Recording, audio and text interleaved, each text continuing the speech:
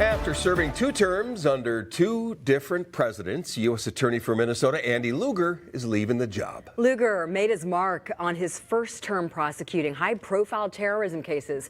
More recently, his office targeted organized criminal gangs in Minneapolis. And tonight, in a one-on-one interview with R.J. Coles, Lugar says Minnesota has a fraud problem that needs to be stopped. No one should accept the violence these gangs inflict.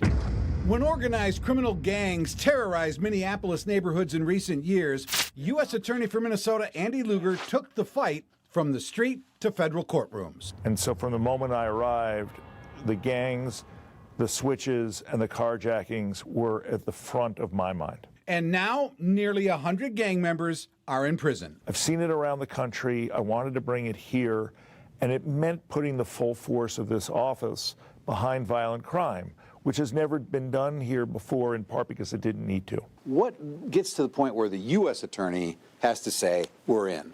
We have tools that nobody else has.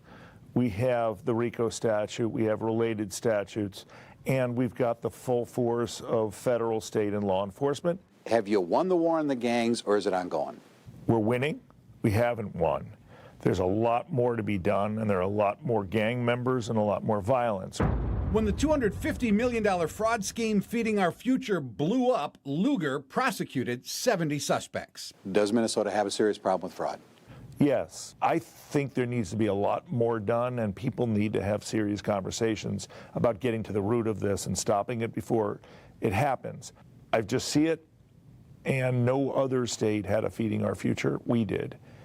No other state has had some of the kinds of problems we've had with government fraud. Other states have problems we don't have.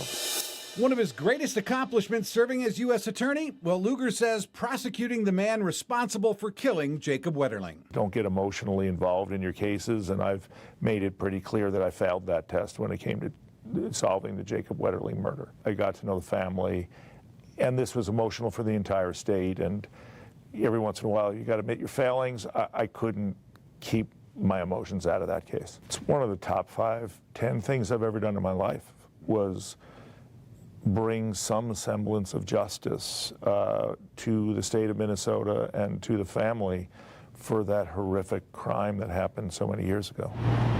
And there were the prosecutions of terrorists and terrorist connections right here in Minnesota.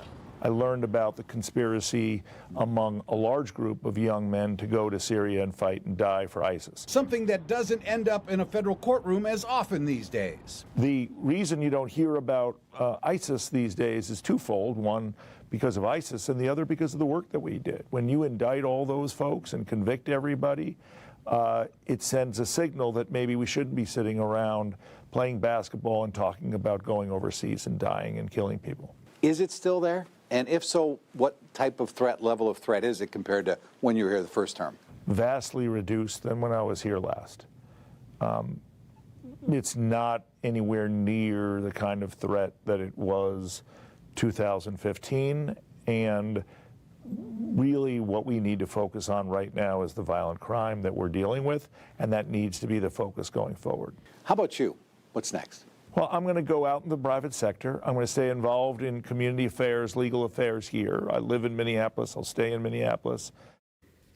Now, Lugar has not picked a date to leave the U.S. Attorney's office. He told me he will resign sometime in January, and it will be before the inauguration of President-elect Donald Trump. Lindsay? Fascinating to hear him talk about fraud in Minnesota. It really Thank was. you, Jay, for that update.